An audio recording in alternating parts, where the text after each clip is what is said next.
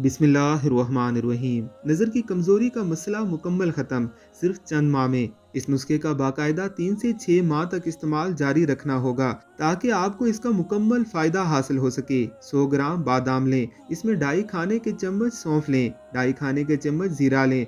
इसके अलावा हस्बे ज़ायक़ा मिश्री डालें। अब इसमें 100 ग्राम यानी 1 खाने का चम्मच साबुत धनिया लें। अब इन तमाम अज्जा को अच्छी तरह पीस लें। जितनी ज़्यादा मिकदार में बनाना हो उसे हमारी बताई हुई मिकदार को दुगना करके मज़ीद बढ़ा लें।